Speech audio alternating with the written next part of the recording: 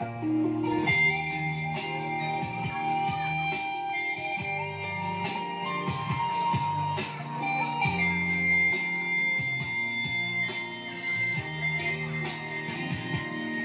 默不是代表我的错，犯错不是唯一的结果。我只是还没有想好该怎么对你说。沉默不是代表我的错，伤心不是唯一的结果。就像再听你说一次，你依然爱着我。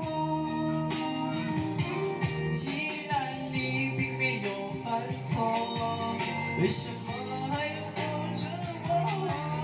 莫非天后这么的难过？到底我做错了什么？既然你并没有犯错，为什么